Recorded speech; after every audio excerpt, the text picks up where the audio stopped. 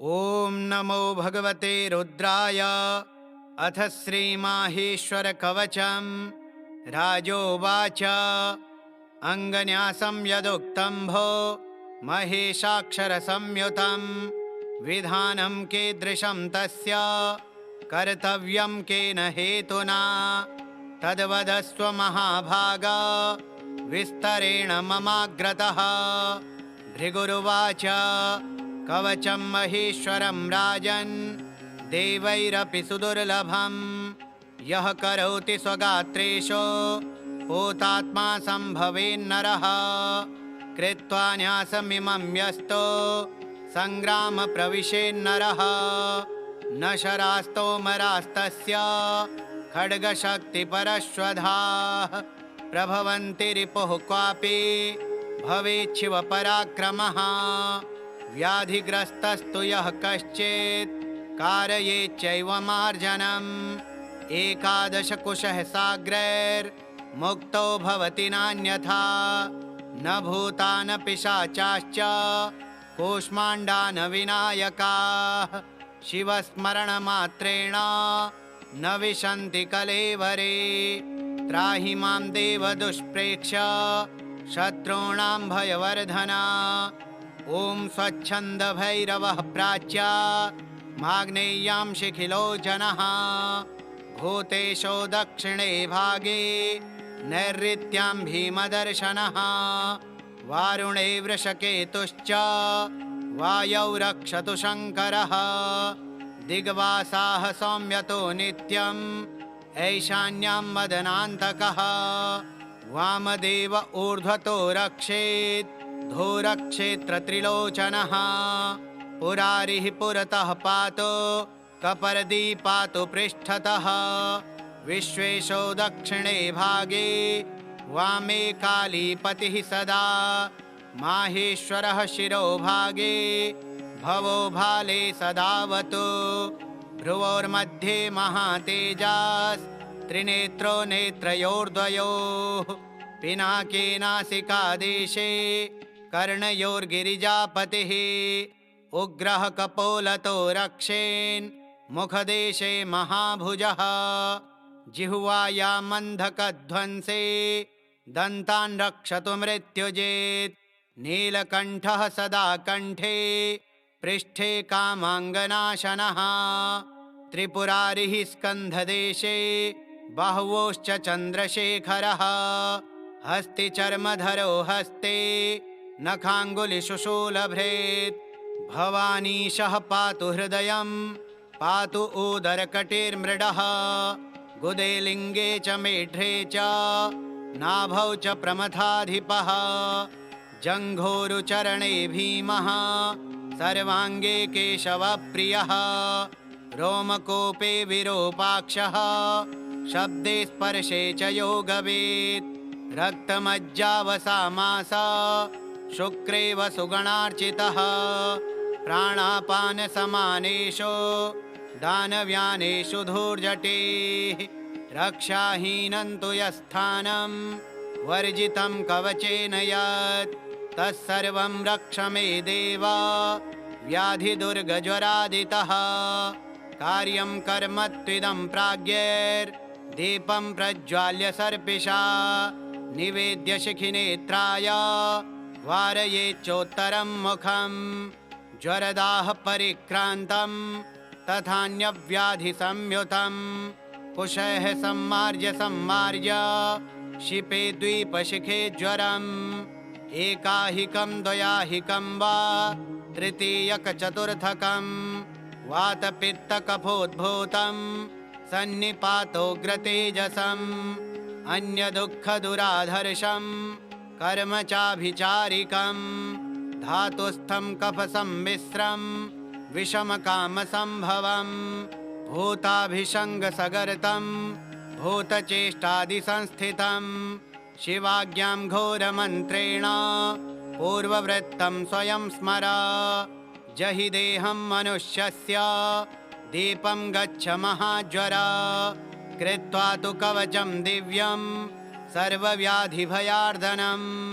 न बाधन्ते व्याधयस्तं बालग्रहभयाश्च ये लोताविस्फोटकं घोरा शिरोर्तिच्छर्दिविग्रहं कामलाक्षयकासञ्च गुल्माश्मरिभगन्धरान् शूलोन्मादञ्च हृद्रोगं यक्रतं पाण्डुविद्रधिम् अतिसारादयो रोगा डाकिनी ग्रहपीडितां पामाविचर्चिकाद्रो कुष्ठव्याधिविशार्दनं स्मरणान्नाशयत्याशो कवचं शूलपाणिनः यस्तु स्मरति नित्यं वै यस्तु धारयते नरः समुक्तः सर्वपापेभ्यो वसेच्छिवपुरे चिरम् सख्यव्रतस्य दानस्य यज्ञस्यास्तेव शास्त्रतः न संख्या विद्यते शम्भोः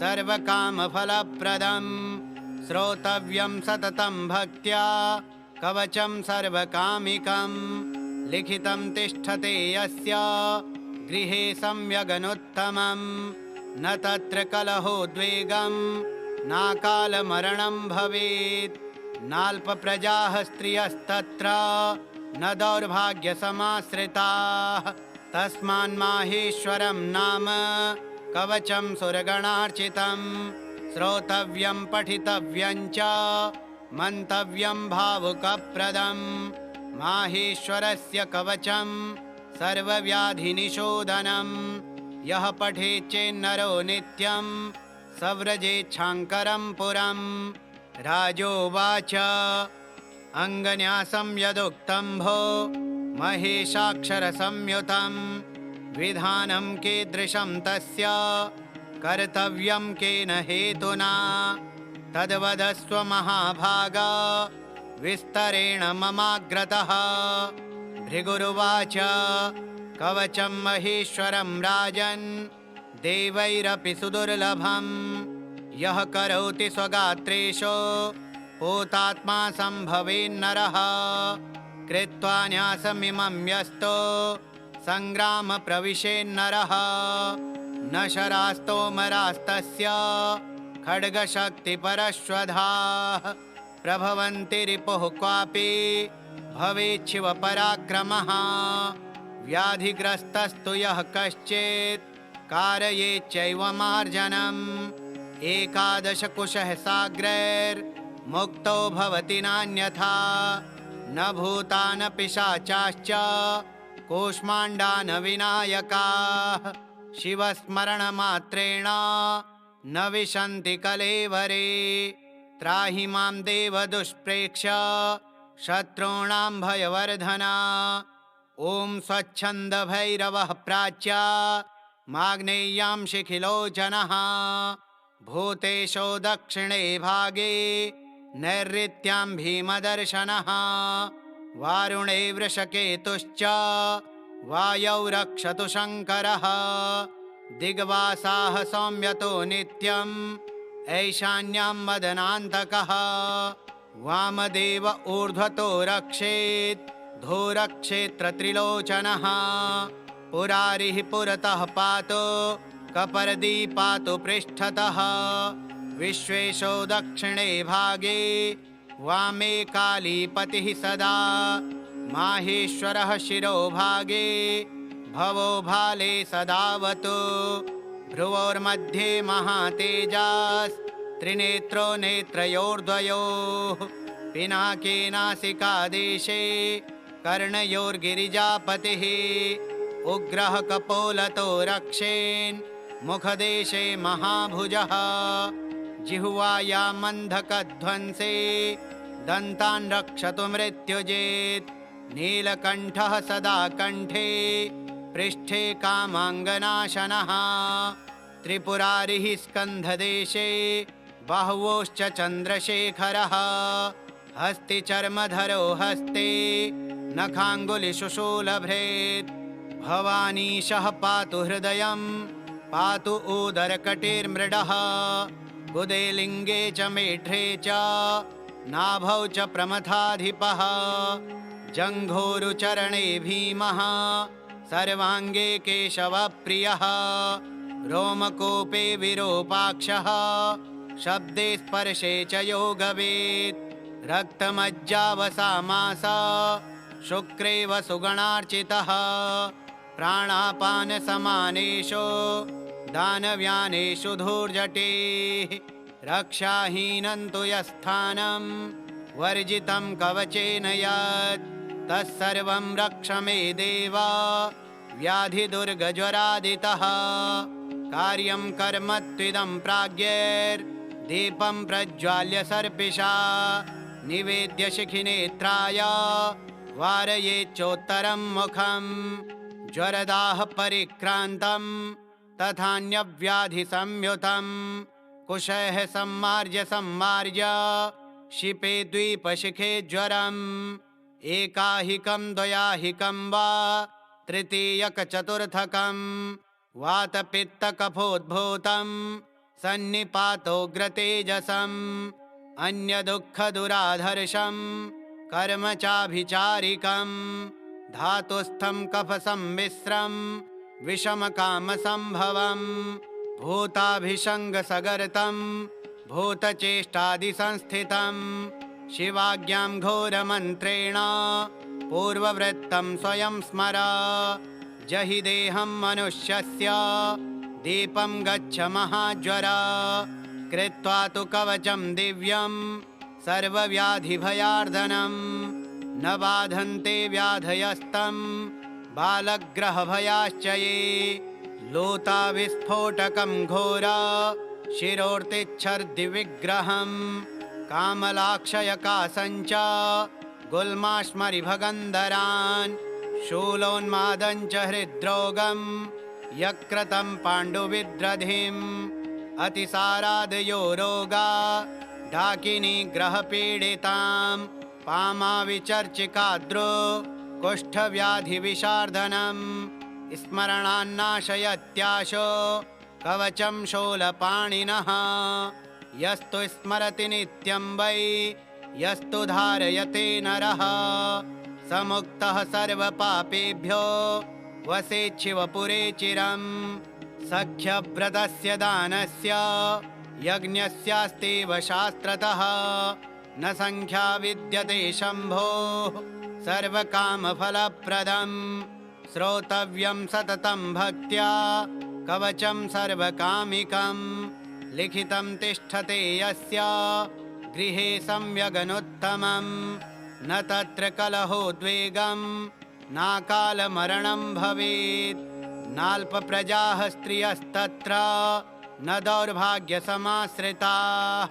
तस्मान्माहेश्वरं नाम कवचं सुरगणार्चितं श्रोतव्यं पठितव्यं च मन्तव्यं भावुकप्रदं माहेश्वरस्य कवचं सर्वव्याधिनिशोधनं यः पठेच्चेन्नरो नित्यं सव्रजेच्छाङ्करं पुरम् राजोवाच अङ्गन्यासं यदुक्तं भो महेशाक्षरसंयुतं विधानं कीदृशं तस्य कर्तव्यं केन हेतुना तद्वदस्व महाभाग विस्तरेण ममाग्रतः भृगुरुवाच कवचं महेश्वरं राजन् देवैरपि सुदुर्लभम् यः करोति स्वगात्रेषु पूतात्मा सम्भवेन्नरः कृत्वा न्यासमिमं यस्तो सङ्ग्राम प्रविशेन्नरः न शरास्तोमरास्तस्य खड्गशक्तिपरश्वधाः प्रभवन्ति रिपुः क्वापि भवेच्छिव पराक्रमः व्याधिग्रस्तस्तु यः कश्चित् कारयेच्चैव मार्जनम् एकादशकुशः साग्रैर्मुक्तो भवति नान्यथा न भूता न पिशाचाश्च कूष्माण्डा न विनायकाः शिवस्मरणमात्रेण न विशन्ति कलेवरे त्राहि मां देव दुष्प्रेक्ष्य शत्रूणां भयवर्धना ॐ स्वच्छन्दभैरवः प्राच्या माग्नेय्यां शिखिलोचनः भूतेशो दक्षिणे भागे नैऋत्यां भीमदर्शनः वारुणे वृषकेतुश्च वायौ रक्षतु शङ्करः दिग्वासाः सौम्यतो नित्यम् ऐशान्यां मदनान्तकः वामदेव ऊर्ध्वतो रक्षेत् धूरक्षेत्रत्रिलोचनः पुरारिः पुरतः पातु कपर्दी पातु पृष्ठतः विश्वेशो दक्षिणे भागे वामे कालीपतिः सदा माहेश्वरः शिरोभागे भवो भाले सदावतु भ्रुवोर्मध्ये महातेजास् त्रिनेत्रो नेत्रयोर्द्वयोः पिनाके नासिकादेशे कर्णयोर्गिरिजापतिः उग्रः कपोलतो रक्षेन् मुखदेशे महाभुजः जिह्वायां मन्धकध्वंसे दन्तान् रक्षतु मृत्युजेत् नीलकण्ठः सदा कण्ठे पृष्ठे कामाङ्गनाशनः त्रिपुरारिः स्कन्धदेशे बाह्वोश्च चन्द्रशेखरः हस्तिचर्मधरो हस्ते नखाङ्गुलिषु शूलभ्रेत् भवानीशः पातु हृदयं पातु उदरकटिर्मृडः गुदे लिङ्गे च मेढ्रे च नाभौ च प्रमथाधिपः जङ्घोरुचरणे भीमः सर्वाङ्गे केशवप्रियः रोमकोपे विरूपाक्षः शब्दे स्पर्शे च योगवेत् रक्तमज्जावसामासा शुक्रे वसुगणार्चितः प्राणापानसमानेषु दानव्यानेषु धूर्जटेः रक्षाहीनं तु यस्थानं वर्जितं कवचेन यत् तत्सर्वं रक्ष मे देव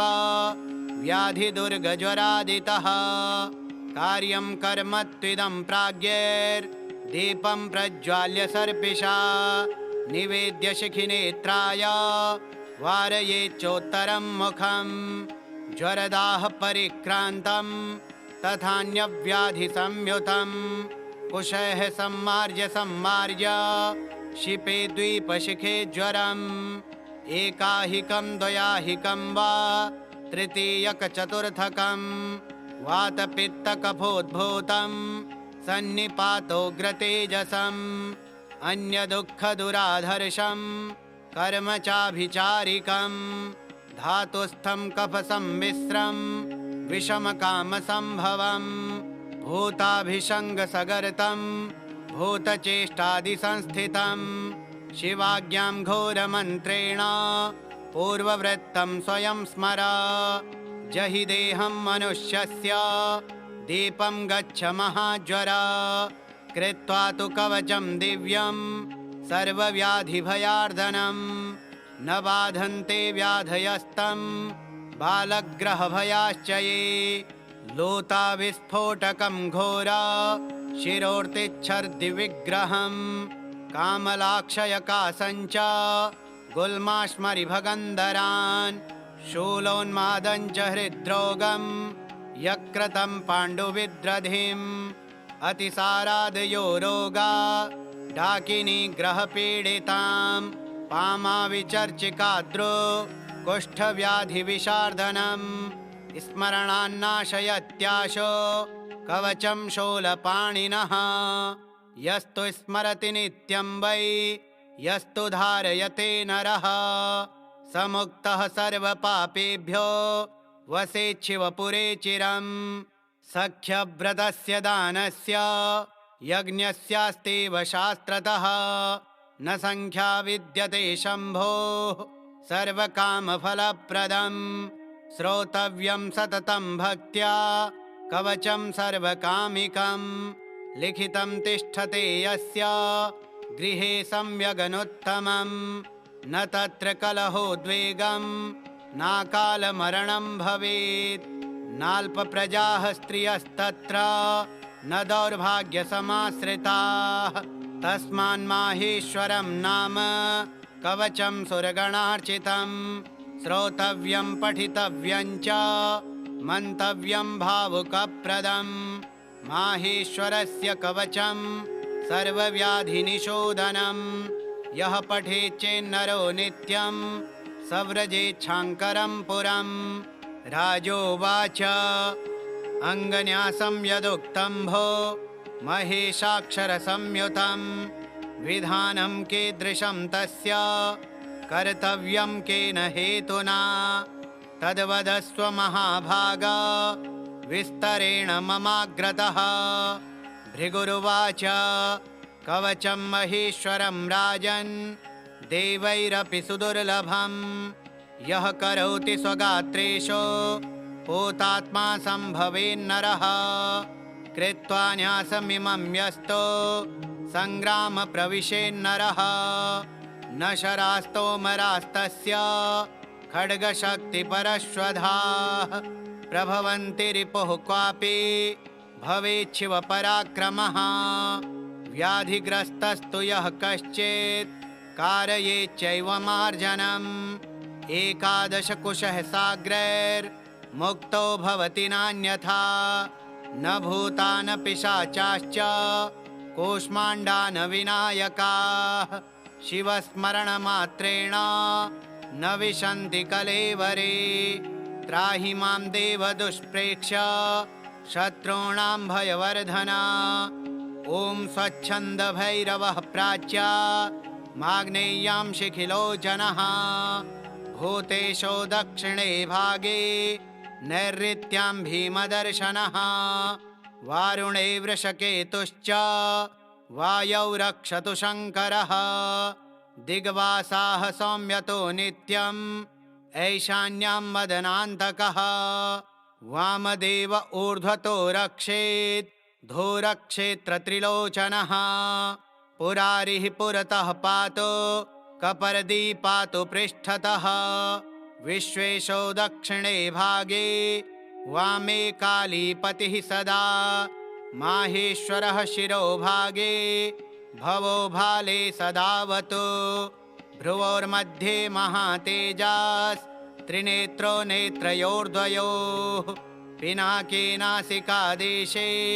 कर्णयोर्गिरिजापतिः उग्रः कपोलतो रक्षेन् मुखदेशे महाभुजः जिह्वायां मन्धकध्वंसे दन्तान् रक्षतु मृत्युजेत् नीलकण्ठः सदा कण्ठे पृष्ठे कामाङ्गनाशनः त्रिपुरारिः स्कन्धदेशे बाह्वोश्च चन्द्रशेखरः हस्तिचर्मधरो हस्ते नखाङ्गुलिशुशूलभ्रेत् भवानीशः पातु हृदयं पातु उदरकटिर्मृडः गुदे लिङ्गे च मेढ्रे च नाभौ च प्रमथाधिपः जङ्घोरुचरणे भीमः सर्वाङ्गे केशवप्रियः रोमकोपे विरूपाक्षः शब्दे स्पर्शे च योगवेत् रक्तमज्जावसामास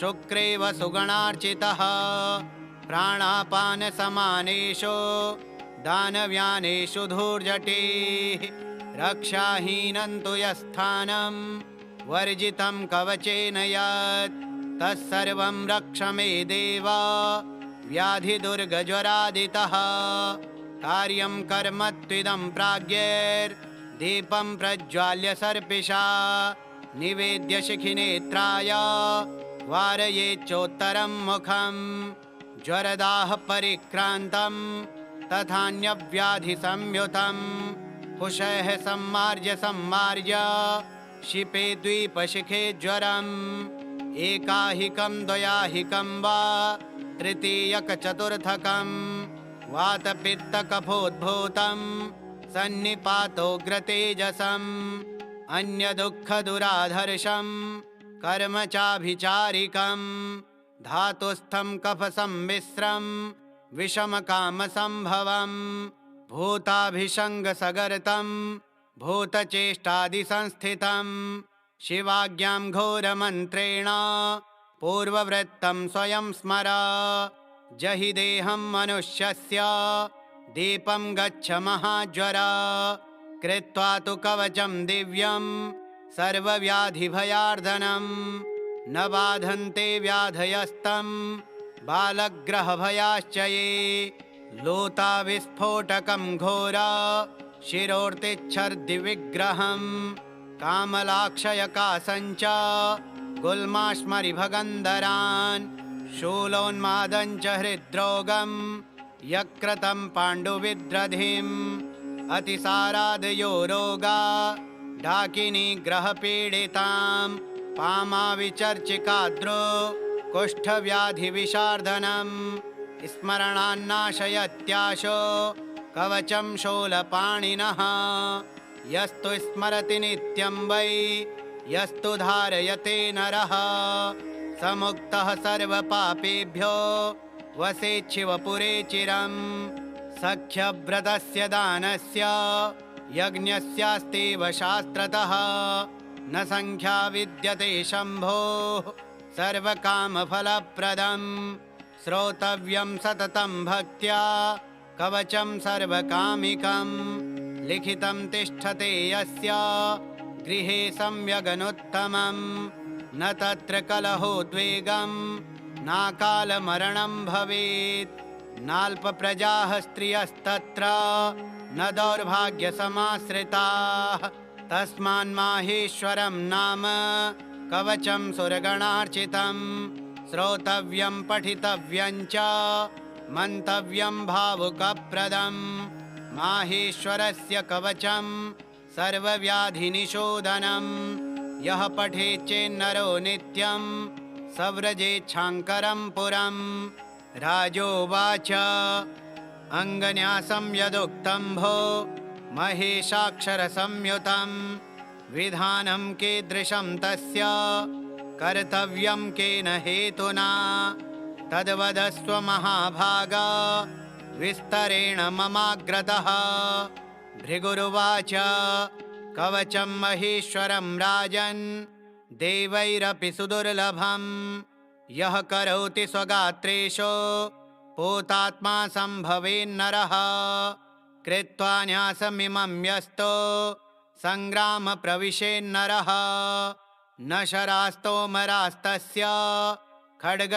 खड्गशक्तिपरश्वधाः प्रभवन्ति रिपुः क्वापि भवेच्छिवपराक्रमः व्याधिग्रस्तस्तु यः कश्चित् कारयेच्चैव मार्जनम् एकादशकुशः साग्रैर्मुक्तो भवति नान्यथा न भूता न पिशाचाश्च कूष्माण्डा न विनायकाः शिवस्मरणमात्रेण न विशन्ति कलेवरे त्राहि मां देव दुष्प्रेक्ष्य शत्रूणां भयवर्धना ॐ स्वच्छन्दभैरवः प्राच्या माग्नेय्यां शिखिलोचनः भूतेशो दक्षिणे भागे नैऋत्यां भीमदर्शनः वारुणे वृषकेतुश्च वायौ रक्षतु शङ्करः दिग्वासाः सौम्यतो नित्यम् ऐशान्यां मदनान्तकः वामदेव ऊर्ध्वतो रक्षेत् धूरक्षेत्रत्रिलोचनः पुरारिः पुरतः पातु कपर्दी पातु पृष्ठतः विश्वेशो दक्षिणे भागे वामे कालीपतिः सदा माहेश्वरः शिरोभागे भवो भाले सदावतु भ्रुवोर्मध्ये महातेजास् त्रिनेत्रो नेत्रयोर्द्वयोः पिनाके नासिकादेशे कर्णयोर्गिरिजापतिः उग्रः कपोलतो रक्षेन् मुखदेशे महाभुजः जिह्वायामन्धकध्वंसे दन्तान् रक्षतु मृत्युजेत् नीलकण्ठः सदा कण्ठे पृष्ठे कामाङ्गनाशनः त्रिपुरारिः स्कन्धदेशे बाह्वोश्च चन्द्रशेखरः हस्तिचर्मधरो हस्ते नखाङ्गुलिषु शूलभृत् भवानीशः पातु हृदयं पातु उदरकटिर्मृडः बुधे लिङ्गे च मेढ्रे च नाभौ च प्रमथाधिपः जङ्घोरुचरणे भीमः सर्वाङ्गे केशवप्रियः रोमकोपे विरूपाक्षः शब्दे स्पर्शे च योगवेत् रक्तमज्जावसामास शुक्रे वसुगणार्चितः प्राणापानसमानेषु दानव्यानेषु धूर्जटेः रक्षाहीनं तु यस्थानं वर्जितं कवचेन यत् तत्सर्वं रक्ष मे देव व्याधिदुर्गज्वरादितः। कार्यं कर्म त्विदं प्राज्ञैर्दीपं प्रज्वाल्य सर्पिषा निवेद्य शिखिनेत्राय वारयेच्चोत्तरं मुखं ज्वरदाह परिक्रान्तं तथान्यव्याधिसंयुतं कुशः सम्मार्ज्य क्षिपे द्वीपशिखे ज्वरम् एकाहिकं द्वयाहिकं वा तृतीयकचतुर्थकं वातपित्तकफोद्भूतं सन्निपातोग्रतेजसम् अन्यदुःखदुराधर्षं कर्म चाभिचारिकं धातुस्थं कफसम्मिश्रं विषमकामसम्भवं भूताभिषङ्गसगर्तं भूतचेष्टादिसंस्थितं शिवाज्ञां घोरमन्त्रेण पूर्ववृत्तं स्वयं स्मर जहि देहं मनुष्यस्य दीपं गच्छ महाज्वर कृत्वा तु कवचं दिव्यं सर्वव्याधिभयार्दनं न बाधन्ते व्याधयस्तं बालग्रहभयाश्च ये लूताविस्फोटकं घोरा शिरोर्तिच्छर्दिविग्रहं कामलाक्षयकासञ्च गुल्माश्मरिभगन्धरान् शूलोन्मादञ्च हृद्रोगं यक्रतं पाण्डुविद्रधिम् अतिसारादयो रोगा डाकिनीग्रहपीडितां पामाविचर्चिकाद्रो कुष्ठव्याधिविशार्दनं स्मरणान्नाशयत्याशो कवचं शूलपाणिनः यस्तु स्मरति नित्यं वै यस्तु धारयते नरः समुक्तः सर्वपापेभ्यो वसेच्छिवपुरे चिरम् सख्यव्रतस्य दानस्य यज्ञस्यास्तेव शास्त्रतः न संख्या विद्यते शम्भोः सर्वकामफलप्रदं श्रोतव्यं सततं भक्त्या कवचं सर्वकामिकं लिखितं तिष्ठते यस्य गृहे सम्यगनुत्तमं न तत्र कलहोद्वेगं नाकालमरणं भवेत् नाल्पप्रजाः स्त्रियस्तत्र न दौर्भाग्यसमाश्रिताः तस्मान्माहेश्वरं नाम कवचं सुरगणार्चितं श्रोतव्यं पठितव्यं च मन्तव्यं भावुकप्रदं माहेश्वरस्य कवचं सर्वव्याधिनिशोधनं यः पठेच्चेन्नरो नित्यं सव्रजेच्छाङ्करं पुरम् राजोवाच अङ्गन्यासं यदुक्तं भो महेशाक्षरसंयुतं विधानं कीदृशं तस्य कर्तव्यं केन हेतुना तद्वदस्व महाभागा विस्तरेण ममाग्रतः। भृगुरुवाच कवचं महेश्वरं राजन् देवैरपि सुदुर्लभं यः करोति स्वगात्रेषु भूतात्मा सम्भवेन्नरः कृत्वा न्यासमिमं यस्तो सङ्ग्राम प्रविशेन्नरः न शरास्तोमरास्तस्य खड्गशक्तिपरश्वधाः प्रभवन्ति रिपुः क्वापि भवेच्छिव पराक्रमः व्याधिग्रस्तस्तु यः कश्चित् कारयेच्चैव मार्जनम् एकादशकुशः साग्रैर्मुक्तो भवति नान्यथा न भूता न पिशाचाश्च कूष्माण्डा न विनायकाः शिवस्मरणमात्रेण न विशन्ति कलेवरे त्राहि मां देव दुष्प्रेक्ष्य शत्रूणां भयवर्धना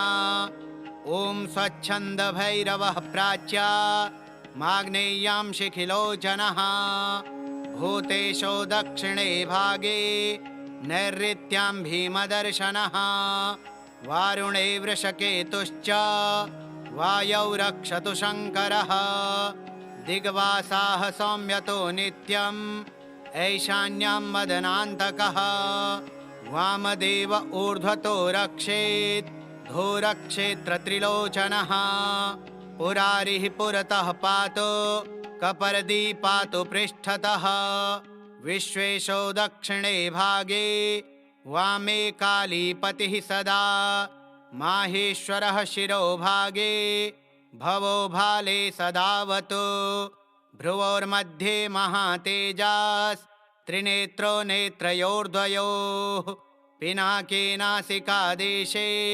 कर्णयोर्गिरिजापतिः उग्रः कपोलतो रक्षेन् मुखदेशे महाभुजः जिह्वायामन्धकध्वंसे दन्तान् रक्षतु मृत्युजेत् नीलकण्ठः सदा कण्ठे पृष्ठे कामाङ्गनाशनः त्रिपुरारिः स्कन्धदेशे बाह्वोश्च चन्द्रशेखरः हस्तिचर्मधरो हस्ते नखाङ्गुलिषु शूलभृत् भवानीशः पातु हृदयं पातु उदरकटिर्मृडः गुदे लिङ्गे च मेढ्रे च नाभौ च प्रमथाधिपः जङ्घोरुचरणे भीमः सर्वाङ्गे केशवप्रियः रोमकोपे विरूपाक्षः शब्दे स्पर्शे च योगवेत् रक्तमज्जावसामासा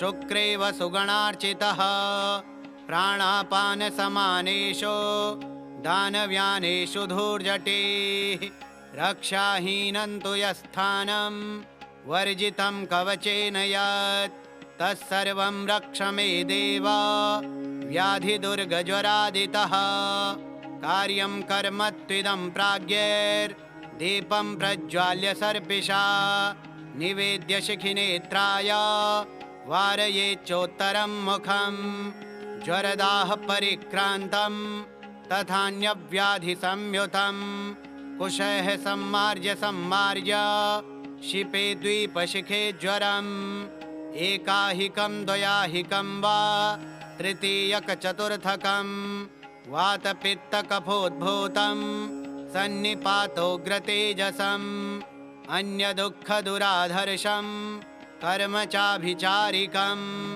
धातुस्थं कफसम्मिश्रं विषमकामसम्भवं भूताभिषङ्गसगर्तं भूतचेष्टादिसंस्थितं शिवाज्ञां घोरमन्त्रेण पूर्ववृत्तं स्वयं स्मर जहि देहं मनुष्यस्य दीपं गच्छ महाज्वर कृत्वा तु कवचं दिव्यं सर्वव्याधिभयार्दनं न बाधन्ते व्याधयस्तं बालग्रहभयाश्च ये लोताविस्फोटकं घोरा शिरोर्तिच्छर्दिविग्रहं कामलाक्षयकासञ्च गुल्माश्मरिभगन्धरान् शूलोन्मादञ्च हृद्रोगं यक्रतं पाण्डुविद्रधिम् अतिसारादयो रोगा डाकिनीग्रहपीडितां पामाविचर्चिकाद्रो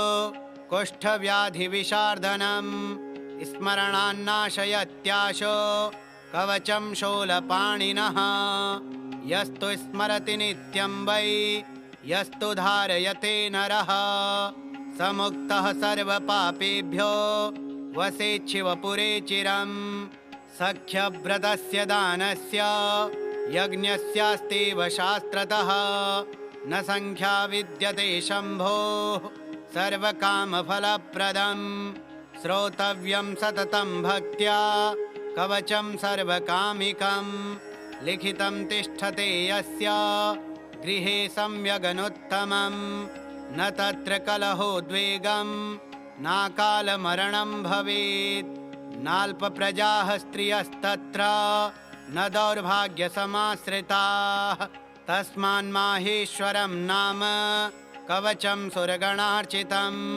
श्रोतव्यं पठितव्यं च मन्तव्यं भावुकप्रदं माहेश्वरस्य कवचं सर्वव्याधिनिशोधनं यः पठेच्चेन्नरो नित्यं सव्रजेच्छाङ्करं पुरं राजोवाच अङ्गन्यासं यदुक्तं भो महेशाक्षरसंयुतं विधानं कीदृशं तस्य कर्तव्यं केन हेतुना तद्वदस्व महाभागा विस्तरेण ममाग्रतः।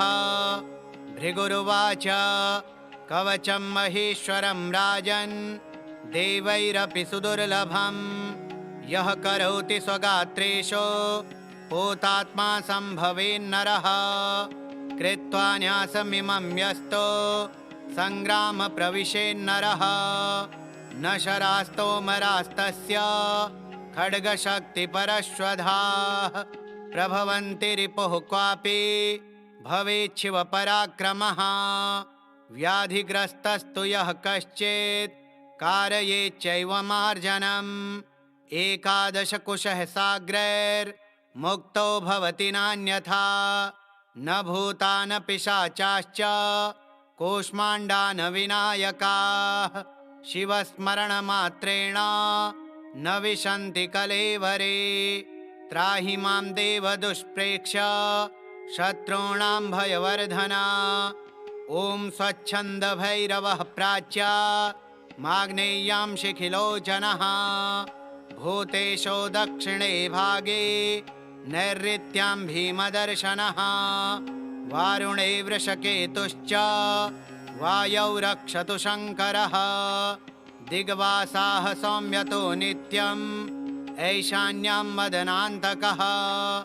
वामदेव ऊर्ध्वतो रक्षेत् धूरक्षेत्रत्रिलोचनः।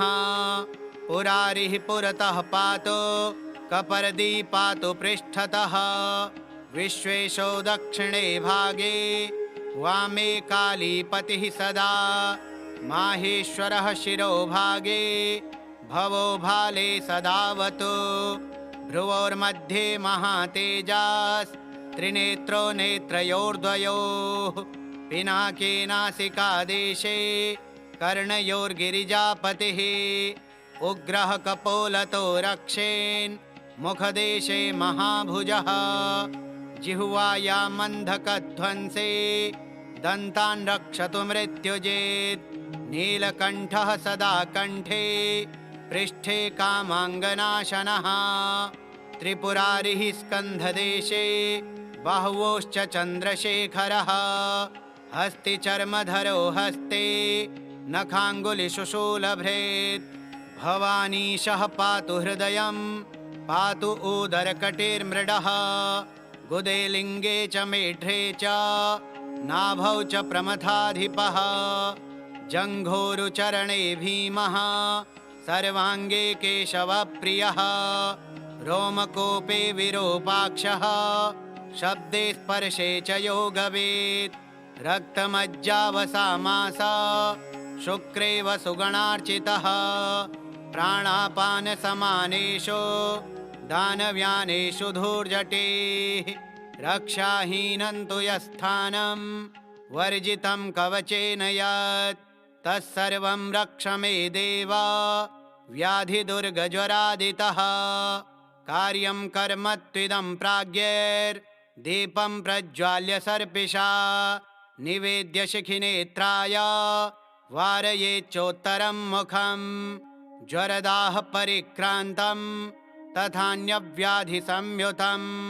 कुशः सम्मार्ज्य सम्मार्ज्य शिपे द्वीपशिखे ज्वरम्। एकाहिकं द्वयाहिकं वा तृतीयकचतुर्थकं। वातपित्तकफोद्भूतं सन्निपातोग्रतेजसम्। अन्यदुःखदुराधर्षं कर्म चाभिचारिकं। धातुस्थं कफसम्मिश्रं विषमकामसम्भवम्। भूताभिषङ्गसगर्तं भूतचेष्टादिसंस्थितं। शिवाज्ञां घोरमन्त्रेण पूर्ववृत्तं स्वयं स्मर। जहि देहं मनुष्यस्य दीपं गच्छ महाज्वर। कृत्वा तु कवचं दिव्यं सर्वव्याधिभयार्दनं। न बाधन्ते व्याधयस्तं बालग्रहभयाश्च ये। लूताविस्फोटकं घोरा शिरोर्तिच्छर्दिविग्रहं।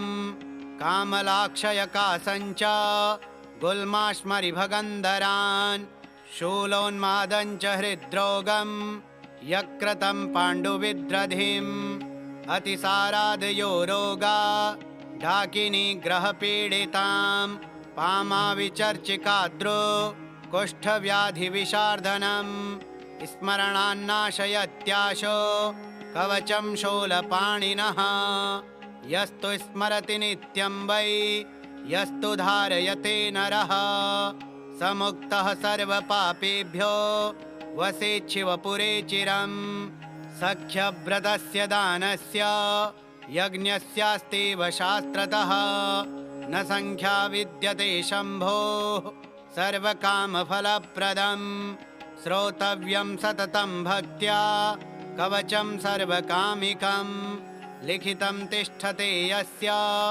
गृहे सम्यगनुत्तमं न तत्र कलहोद्वेगं नाकालमरणं भवेत् नाल्पप्रजाः स्त्रियस्तत्र न दौर्भाग्यसमाश्रिताः तस्मान्माहेश्वरं नाम कवचं सुरगणार्चितं श्रोतव्यं पठितव्यं च मन्तव्यं भावुकप्रदं माहेश्वरस्य कवचं सर्वव्याधिनिशोधनं यः पठेच्चेन्नरो नित्यं सव्रजेच्छाङ्करं पुरं राजोवाच अङ्गन्यासं यदुक्तं भो महेशाक्षरसंयुतं विधानं कीदृशं तस्य कर्तव्यं केन हेतुना तद्वदस्व महाभाग विस्तरेण ममाग्रतः भृगुरुवाच कवचं महेश्वरं राजन् देवैरपि सुदुर्लभं यः करोति स्वगात्रेषु भूतात्मा सम्भवेन्नरः कृत्वा न्यासमिमं यस्तो सङ्ग्राम प्रविशेन्नरः न शरास्तोमरास्तस्य खड्गशक्तिपरश्वधाः प्रभवन्ति रिपुः क्वापि भवेच्छिव पराक्रमः व्याधिग्रस्तस्तु यः कश्चित् कारयेच्चैव मार्जनम् एकादशकुशः साग्रैर्मुक्तो भवति नान्यथा न भूता न पिशाचाश्च कूष्माण्डा न विनायकाः शिवस्मरणमात्रेण न विशन्ति कलेवरे त्राहि मां देव दुष्प्रेक्ष्य शत्रूणां भयवर्धना ॐ स्वच्छन्दभैरवः प्राच्या माग्नेय्यां शिखिलोचनः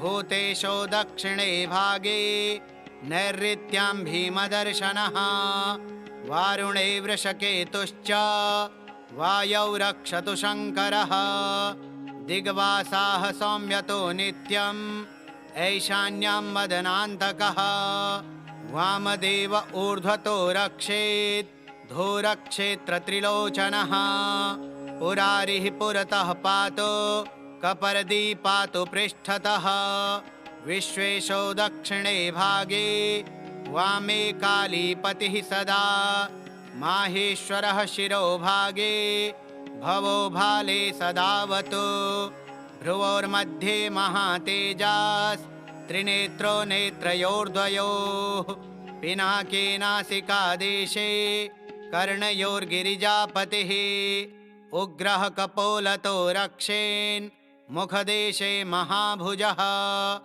जिह्वायामन्धकध्वंसे दन्तान् रक्षतु मृत्युजेत् नीलकण्ठः सदा कण्ठे पृष्ठे कामाङ्गनाशनः त्रिपुरारिः स्कन्धदेशे बाह्वोश्च चन्द्रशेखरः हस्तिचर्मधरो हस्ते नखाङ्गुलिशुशूलभृत् भवानीशः पातु हृदयं पातु उदरकटिर्मृडः गुदे लिङ्गे च मेढ्रे च नाभौ च प्रमथाधिपः जङ्घोरुचरणे भीमः सर्वाङ्गे केशवप्रियः रोमकोपे विरूपाक्षः शब्दे स्पर्शे च योगवेत् रक्तमज्जावसामास शुक्रे वसुगणार्चितः प्राणापानसमानेषु दानव्यानेषु धूर्जटे रक्षाहीनं तु यस्थानं वर्जितं कवचेन यत् तत्सर्वं रक्ष मे देव व्याधिदुर्गज्वरादितः। कार्यं कर्म त्विदं प्राज्ञैर्दीपं प्रज्वाल्य सर्पिषा निवेद्य शिखिनेत्राय वारयेच्चोत्तरं मुखं।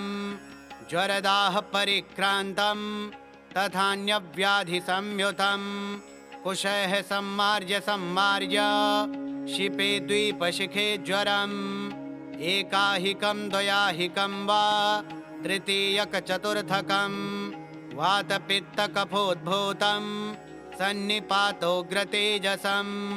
अन्यदुःखदुराधर्षं कर्म चाभिचारिकं धातुस्थं कफसम्मिश्रं विषमकामसम्भवं। भूताभिषङ्गसगर्तं भूतचेष्टादिसंस्थितं शिवाज्ञां घोरमन्त्रेण पूर्ववृत्तं स्वयं स्मर।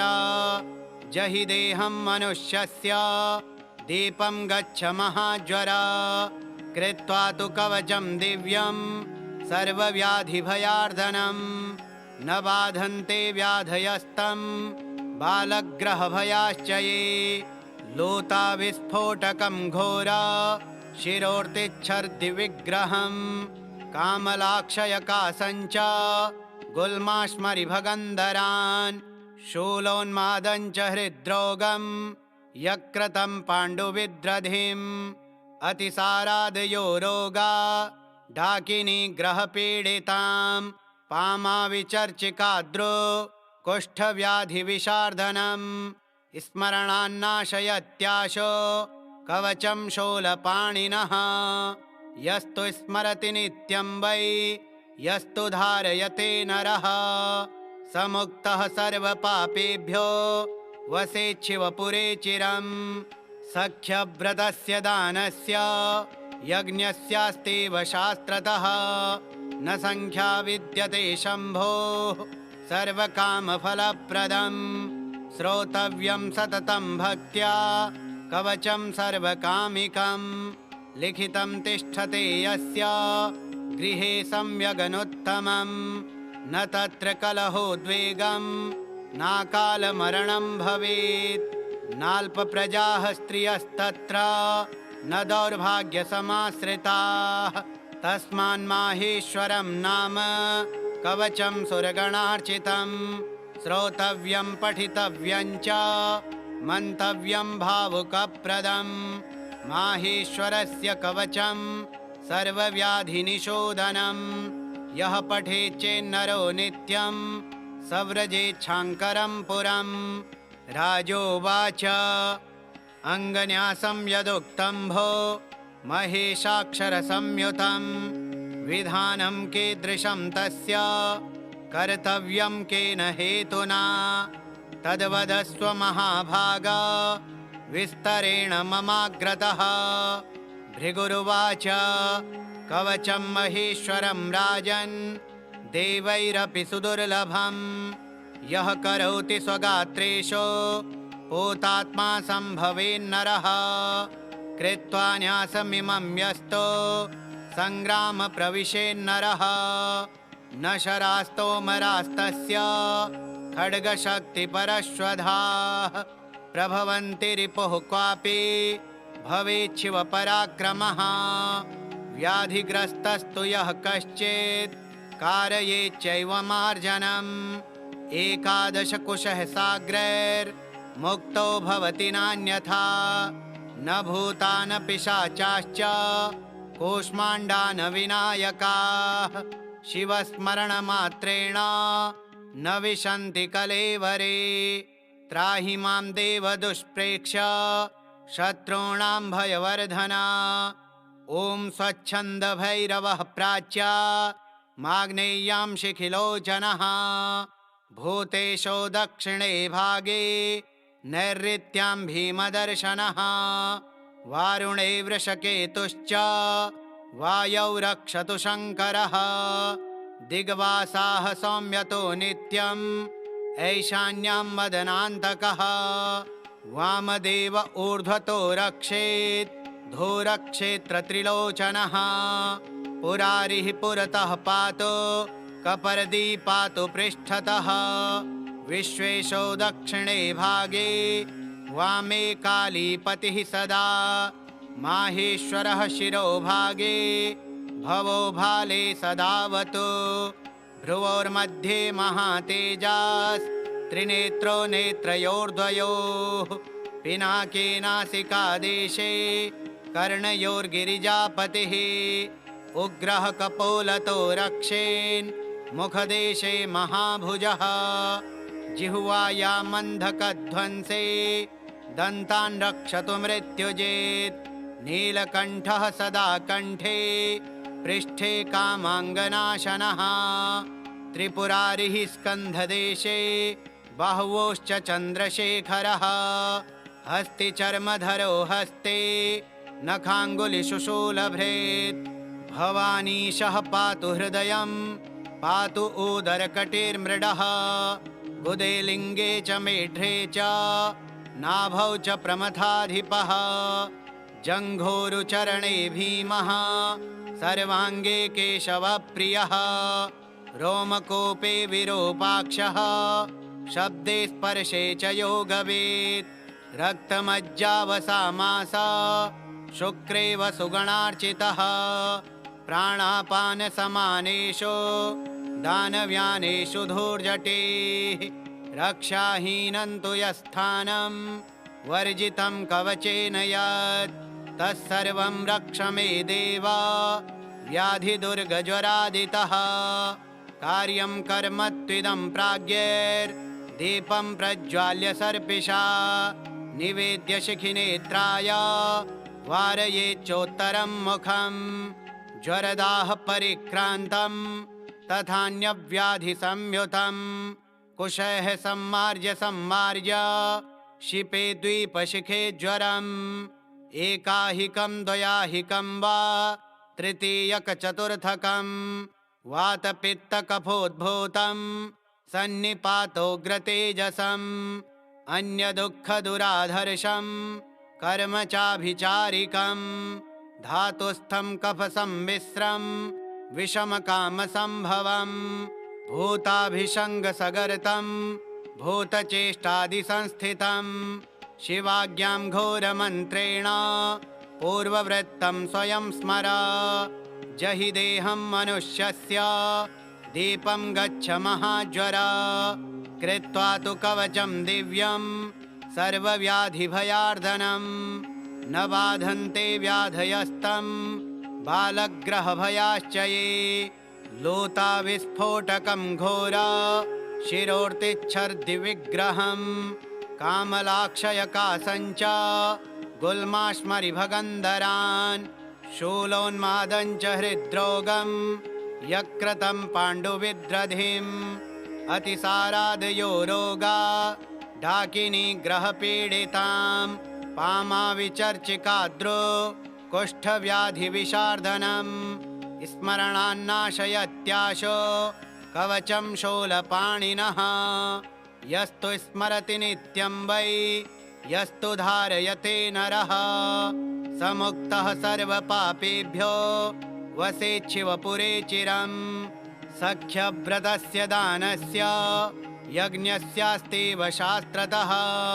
न संख्या विद्यते शम्भोः सर्वकामफलप्रदं श्रोतव्यं सततं भक्त्या कवचं सर्वकामिकं लिखितं तिष्ठते यस्य गृहे सम्यगनुत्तमं न तत्र कलहोद्वेगं नाकालमरणं भवेत् नाल्पप्रजाः स्त्रियस्तत्र न दौर्भाग्यसमाश्रिताः तस्मान्माहेश्वरं नाम कवचं सुरगणार्चितं श्रोतव्यं पठितव्यं च मन्तव्यं भावुकप्रदं माहेश्वरस्य कवचं सर्वव्याधिनिशोधनं यः पठेच्चेन्नरो नित्यं सव्रजेच्छाङ्करं पुरम् श्रीमाहेश्वरकवचं श्रीमहेश्वरार्पणमस्तु। ॐ श्रीमहेश्वराय नमः।